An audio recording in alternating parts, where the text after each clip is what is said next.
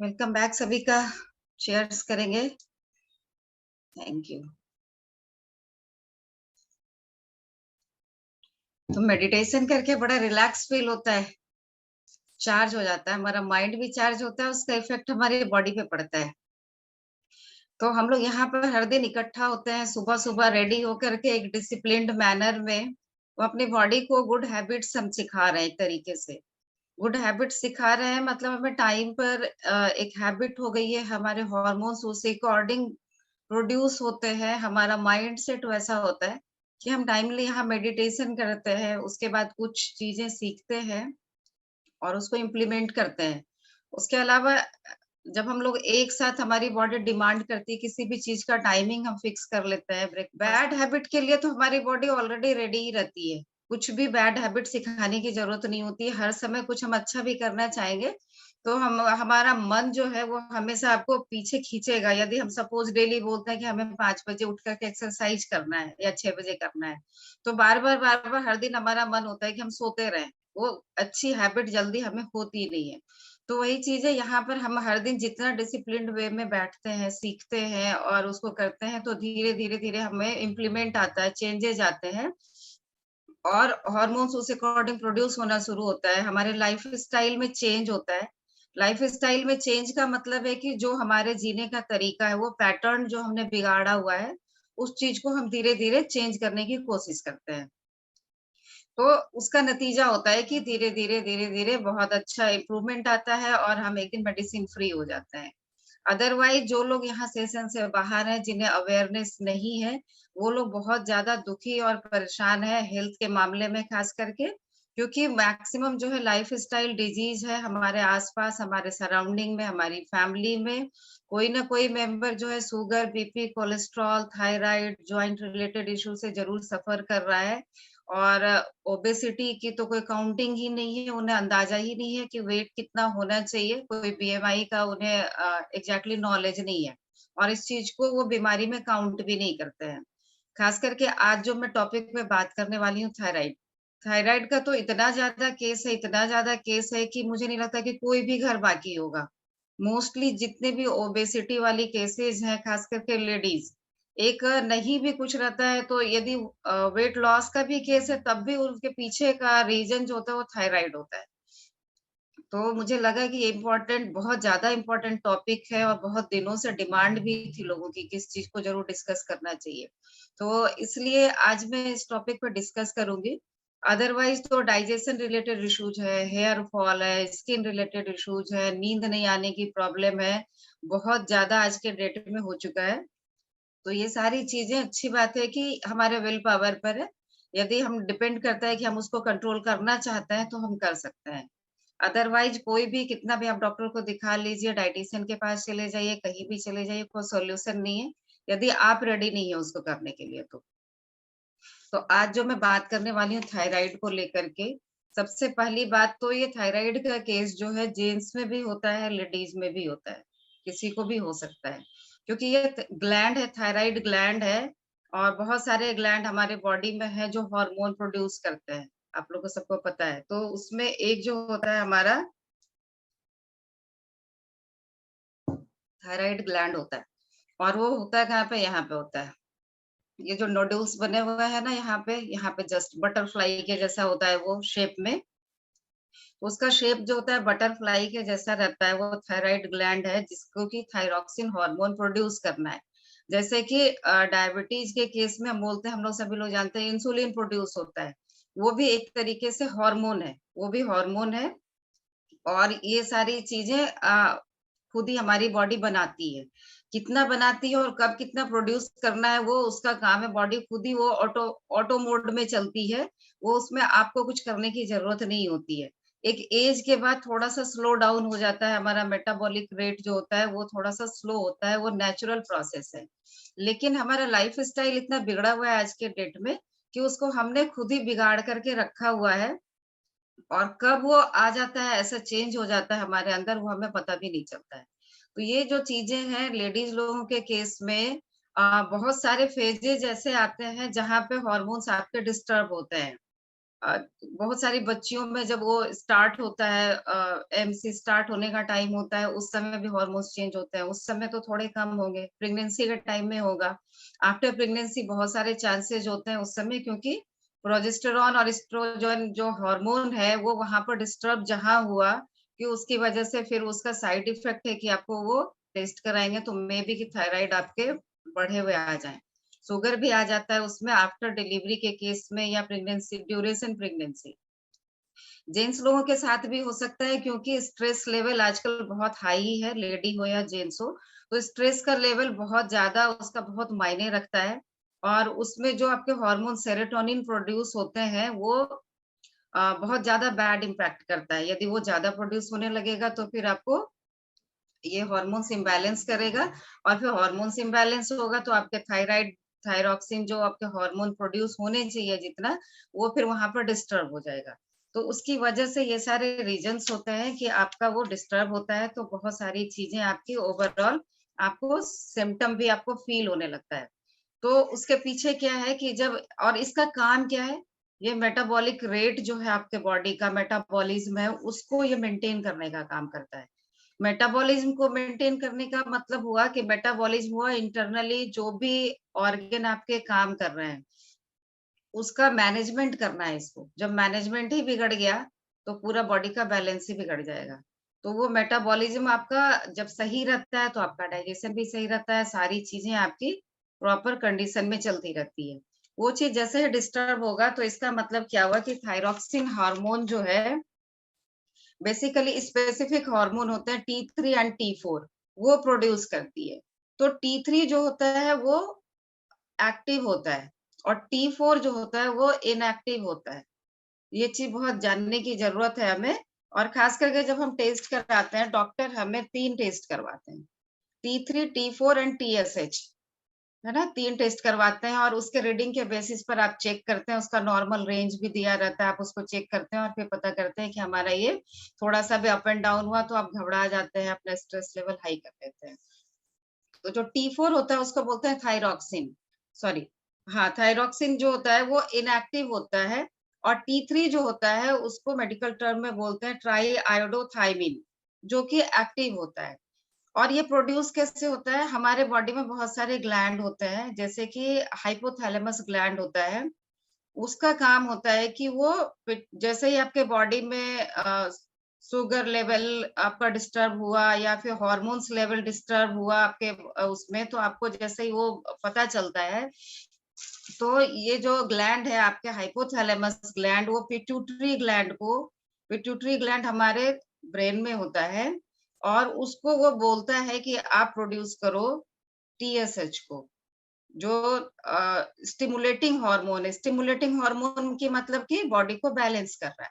तो stimulating hormone को उसको प्रोड्यूस करने के लिए वो अ, मतलब बोलता है कि आप इसको प्रोड्यूस करो और वो किसी भी वजह से वो डिस्टर्ब हो गया तो आपके थायरॉक्सिन हार्मोन जितनी जितनी मात्रा में प्रोड्यूस होने चाहिए वो वहां से ब्रेन से वो सिग्नल देता है आपके यहाँ जो थायरॉक्सिन हार्मोन है वो प्रोड्यूस होने चाहिए वो प्रॉपर नहीं हो पा रहा है तो फिर आपका रीडिंग उसमें डिस्टर्ब होगा उसमें भी यदि टीएसएच ठीक है ना पहले टीआरएच होता है टीआरएच तो नॉर्मल होता है वहां पे कहानी डिस्टर्ब नहीं होती है वहां से आके टीएसएच को कहते हैं कि आप प्रोड्यूस करो वो वहां पर डिस्टरबेंस आता है उसकी क्वांटिटी में उसके बाद वो T4 पर आता है और T4 भी एक्टिव आप कर सकते हैं ये सारी चीजें आपके बैलेंस में है अपने लाइफस्टाइल में चेंज करेंगे तो उसकी वजह से वो हो सकता है लेकिन ये T3 एक्टिव ही नहीं हो रहा है तो फिर आपका क्या होगा? उसके बाद भी आपका वो बैलेंस नहीं हो सकता है। तो इन सारी चीज़ों के पीछे बहुत सारे रीज़न्स होते हैं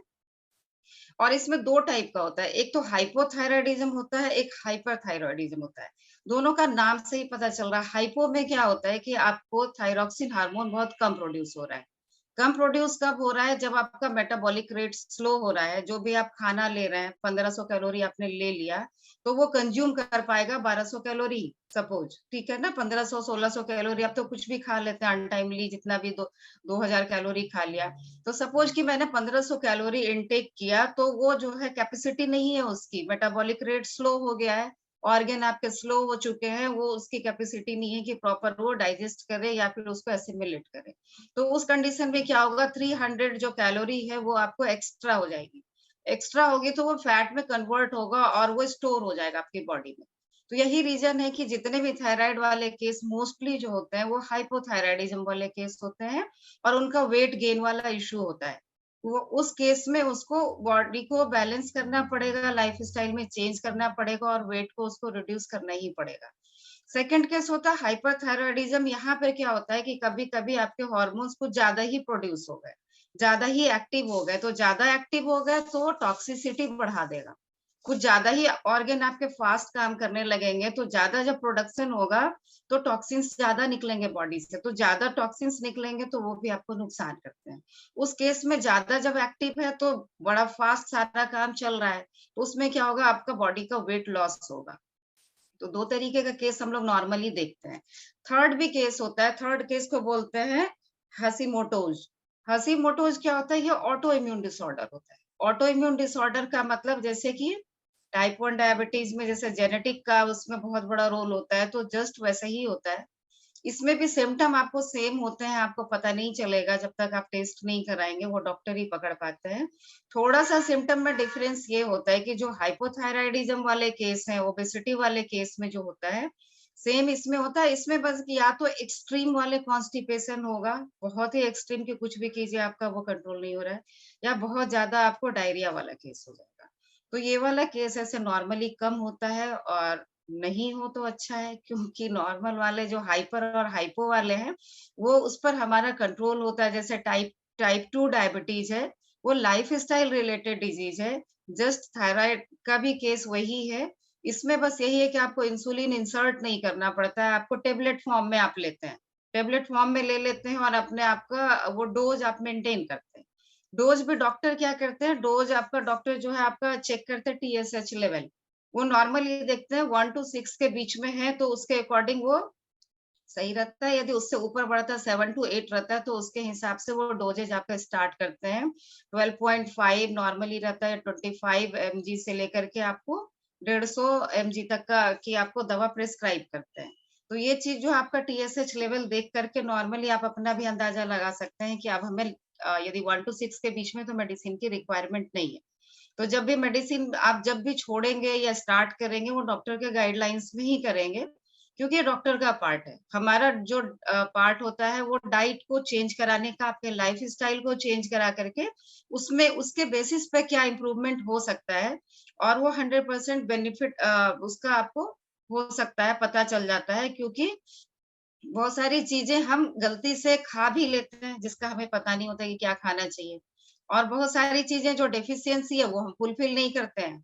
बहुत सारे रीज़न्स होते हैं। होता है कि हमारी बॉडी या तो वो नहीं कर पा रही है, उसके अकॉर्डिंग आपकी बॉडी अ, प्रोडक्शन नहीं कर पा रही है, एक्ट नहीं कर पा रही है, या तो आपकी बॉडी में कुछ डेफ़िशिएंसी है, बॉडी का रिस्पॉन्स कम हो सकता है, या आपका स्ट्रेस लेवल बहुत हाई है। स्ट्रेस लेवल हाई है तो आपका कार्टिसोल हार्मोन जो होता है वो डिस्टर्ब होगा।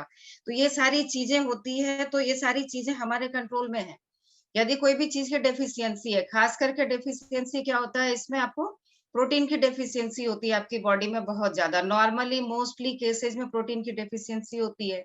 मैग्नीशियम, जिंक, विटामिन्स, बी12, ये सारी चीज़ें आपकी बॉडी में डेफ़िशिएंसी होती है। यदि आप उसको फुलफ़िल कर लेंगे तो मे बी कि आप रिकवर कर जाएँ।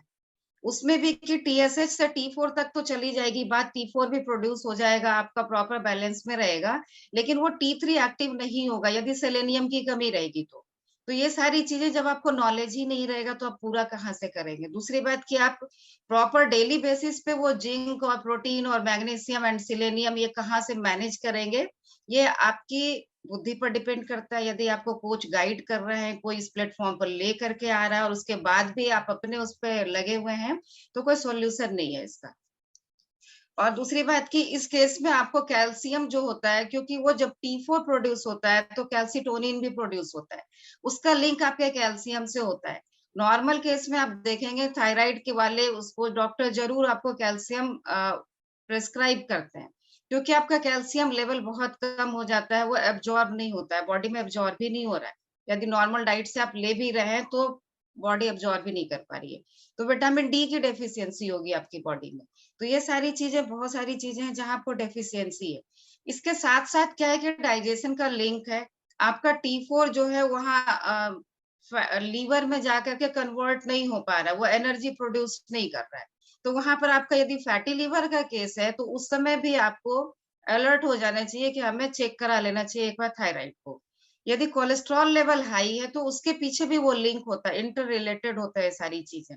यदि कोलेस्टेरॉल लेवल हाई है, तब भी आपको एक बार थायराइड को ज़रूर चेक करा लेना चाहिए कि उसकी वजह से भी कोलेस्टेरॉल लेवल आपका हाई हो सकता है, क्योंकि आपका सिस्टम प्रॉपर काम नहीं कर रहा है, मेटाबॉलिक रेट स्लो है, तो कोलेस्टेरॉल लेवल आपका हाई होगा।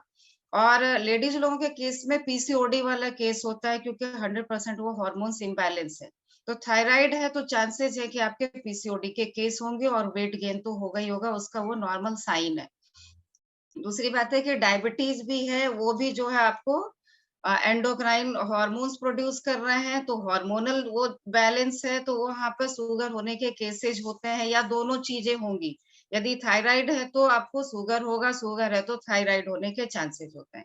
तो ये सारी चीज़ें हैं। दूसरी बात कि आपको लॉस हो रहा है, अचानक से आपको ऐसा फ़ील हो रहा है, इमीडिएट वेट गेन हो रहा है। क्यों वेट गेन होना शुरू हो गया अचानक से? क्यों गेन हो रहा है, वो तो मैंने रीज़न आपको बता दिया।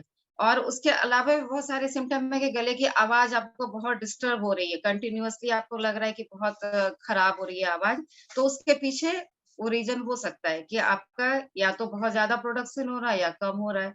2 में 1 केस ज़रूर है। वेट गेन हो रहा है तो हाइपोथायरायडिज़्म है, वेट लॉस हो रहा है तो हाइपरथायरायडिज़्म है, ड्राई स्किन हो रही है आपकी, और उसके अलावा बहुत ज़्यादा थकावट रहती है।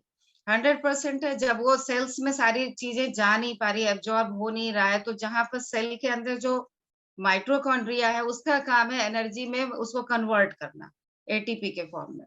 तो वहाँ पर वो सेल्स को तो सारी चीज़ें मिल ही नहीं रही है, न्यूट्रिशन उसको मिल ही नहीं रहा है, और मिल भी रहा है तो एब्ज़ॉर्ब नहीं कर पा रहा है वो चीज़, तो वो एनर्जी कहाँ से प्रोड्यूस होगा? तो वो फटीग तो होगा ही होगा, आपको थकावट लगेगी, बहुत सुस्ती छाई रहेगी, हमेशा लगेगा कि सोते रहें। तो ये सारे सिम्पटम है, ये सारे साइन हैं, आपको ऐसा लगता है। कॉन्स्टिपेशन भी रहता है, क्योंकि डाइजेशन आपका स्लो डाउन होगा, तो कॉन्स्टिपेशन रहेगा, तो उस केस में भी आपको ये सारी चीज़ें होंगी। और ये आपको बिल्कुल ध्यान रखना, हार्ट रेट जो है आपका बहुत ज़्यादा, यदि आपको हाइपरथायरॉयडिज़्म का केस है, तो बहुत ज़्यादा फ़ास्ट हो जाएगा, आपकी धड़कन बहुत तेज़ हो जाएगी, बहुत घबराहट होने लगेगी, ये सारी चीज़ें आपको हो सकती है। तो ऐसे-ऐसे यदि सिम्पटम्स आ रहे हैं आपको, तो बिल्कुल अलर्ट होने की ज़रूरत है। और अच्छी बात है कि आप इसको कंट्रोल कर सकते हैं। ऐसा कोई डॉक्टर के पास आप जाएँगे, लाइफ़ टाइम आपको मेडिसिन देते रहेंगे, और कभी भी उसका परमानेंट सॉल्यूशन आपको नहीं मिलने वाला है। इस केस में आपको जब तक अपने लाइफ में एक्सरसाइज को इंक्लूड नहीं करेंगे, अपने पानी का आपको गाइडलाइंस प्रॉपर नहीं है, अपना सोने-उठने का टाइम चेंज नहीं करेंगे, जो डेफिशिएंसी है बॉडी की डिमांड आप पूरी नहीं करेंगे, तो बीमारी को आने के हज़ार बहाने हैं, जाने का कोई सॉल्यूशन नहीं है। वो सॉल्यूशन आपके ऊपर डिपेंड करता है कि आप उसको करना चाहते हैं, तो अपने लाइफ़स्टाइल में चेंज करके बहुत सारा चेंज आप ला सकते हैं। बहुत सारे लोगों ने रिज़ल्ट लिया भी है, बहुत सारे लोगों का डोज़ेज़ भी कम हुआ है, बहुत लोग कंप्लीटली फ्री हो चुके हैं थायराइड के केस में आज के डेट में हमारे सेशन पे। तो इसको यदि हम डिटेल में समझना चाहें तो बहुत सारे सेशंस लेने पड़ेंगे। मैंने शॉर्ट में बस आपको कॉम्पैक्ट करके बस बता दिया। यदि कुछ आपको उसमें खाने में सॉर्ट करना है कि क्या लेना है, तो सोय वाली चीज़ें, जो सोया की बड़ी होती है, सोया के दाने होते हैं, अनाज सीड जो होता है वो सारी चीज़ें, सोया मिल्क है, वो सारी चीज़ें आप अवॉइड कीजिए। क्रूसीफेरस जो प्लांट होते हैं, क्रूसीफेरस का मैं बता देती हूँ पहचान क्या है। जो प्लांट्स में कटिंग होता है ना, पत्तियों में कटिंग-कटिंग वाले पत्ते, वो वाली चीज़ें आपको नहीं खानी है। यदि आपको खाना है तो इतना बॉयल कर लीजिए, इतना वो कर लीजिए कि उससे उसके जो इफ़ेक्ट आने वाला है वो कुछ भी नहीं होगा। तो वो वाले पत्ते क्या हो गए, सरसों के पत्ते होते हैं, अ, ध ध्यान दीजिए कि उसका शेप कैसा होता है ना? जैसे कैबेज कैबेज का पत्ती, कैबेज नहीं खाना है आपको, या बहुत पका करके खाइए। कॉलीफ्लावर है, फूल गोभी है, उसके भी पत्ती आप ध्यान दीजिए, उसमें भी कटिंग रहते हैं। तो ये क्रूसीफेरस ब्रोकोली होता है, ये सारी चीज़ें आपको अवॉइड करनी है। यदि आपको बहुत मन कर रहा है तो बहुत ज़्यादा उसको पका लीजिए। मूली के पत्ते हैं, वो बिल्कुल भी नहीं खाना है, उसको बहुत लोग साग बना करके खा लेते हैं, सलाद में कर लेते हैं, कटिंग करके डाल देते हैं। तो ये सारी चीज़ें बैड इम्पैक्ट करती है थायराइड के केस में। तो कुछ चीज़ों का आपको ध्यान रखना होता है कि हमें क्या खाना है, क्या नहीं खाना है एटलीस्ट, और क्या चीज़ें इंक्लूड करनी है। वो तो बेस्ट है हमारे पास, क्योंकि उसमें जितने मैंने विटामिन्स थे वो सारी चीज़ें ऑलरेडी इंक्लूडेड होती है। जो हम शेक के फॉर्म में लेते हैं, तो आपकी बॉडी को बैलेंस कर देती है। कैलोरी भी उसका कम होता है, तो जिसकी वजह से आपका जो ओबेसिटी का केस जो होता है, वो ओबेसिटी आपका मेंटेन होना शुरू होता है और आपकी शार्पनेस बढ़ती है। जो मेटाबॉलिज्म है, जो इंटरनल ऑर्गन है आपके, बहुत अच्छे काम करने लग जाते हैं। तो बाकी इसको मैं डिटेल में फिर कभी बताऊँगी। अभी जिन लोगों का रिज़ल्ट है ख़ास करके थायराइड वाले केस का, मैं उनका रिज़ल्ट लेना चाहूँगी। हैंड रेज़ कर सकते हैं आप लोग। नीलम जी, अनम्यूट कीजिए। Good morning ma'am. Good morning good sir. Morning. मैं नीलम दुबे मुंबई से, और मैं थायराइड से ही 2002 से पीड़ित थी, और मुझे पता नहीं था इतना खान पान। आज भी 2 साल के बाद पता चला कि कटिंग वाला पत्ता भाजी हम लोग को नहीं खाना है। सीख रहे हैं अभी भी शरीर पे। थायराइड होने के वजह से मैम डाइजेशन धीरे धीरे बैठता गया। हम यहाँ टेस्ट कराते थे तो पता नहीं चलता था। गांव में गए तो एम्स के एक डॉक्टर थे, तो सेंधा नमक हमको 3 दिन 4 दिन खिलाए, तब पता चला कि मेरा थायराइड इतना ज्यादा है। फिर वो दवा चालू हो गया, लेकिन फिर वही है, अपने को समझ में ना, एक मकड़ी के जाल में घिरते गए, डाइजेशन बढ़ते गया और काम करते, मतलब शरीर धीरे धीरे मेरा थकते गया। 2012 में अल्सर हुआ, फिर यूट्रस का ऑपरेशन हुआ। इम्यूनिटी लो होने के कारण डेंगू बहुत, मतलब चरम सीमा पे हुआ था, बचना मुश्किल था उस समय पे। तो ये सब करते पूरा शरीर थक गया था और वजन 105 103 के ऊपर चला गया था। थैंक्स उस दिन को, जब हमारी कोच ने कॉल की और मैं यहाँ जुड़ी। जुड़ने से बहुत सारा भ्रांति भी था क्या, लेकिन मुझे 20 दिन में 6 किलो वजन जब कम हुआ, 3 दिन में ही रिजल्ट आया था। बैक में बहुत पेन था, मैं 2 सीढ़ी भी नहीं उतर पाती थी, और 100 mg चलता था। मुंबई में जो लीलावती हॉस्पिटल के बेस्ट डॉक्टर है शशांक जोशी, शांति सहाने बॉम्बे हॉस्पिटल की डॉक्टर, सारा हमारा फेल हो गया था। हिंदुजा में तो जो इंडोक्रोनोलॉजिस्ट है, तो वो हमको वेट कम करने के लिए शुगर का दवा चालू कर दिए थे कि वजन कम हो। तो ये बहुत मतलब कितना 2004 से मैं मीरा रोड से भागती थी बॉम्बे हॉस्पिटल शांति सहाने। हमेशा अपना अल्ट्रासाउंड होता था, हाथ में सूजन है, हाथ में सूजन है करके। खाना उतना मन खा भी नहीं पाते तो भी वेट गेन होता था, और चिड़चिड़ चिड़चिड़ मन जो भी था। लेकिन धीरे धीरे धीरे धीरे अपना संभलते गए, 30 किलो 32 किलो वजन कम करके। और दवा तो इतना चलता था, थायराइड मतलब आयुर्वेद का अलग और एलोपैथ अलग, कोई कोना नहीं छोड़े थे। हर महीने में 2 बार भागते ही थे डॉक्टर के यहाँ।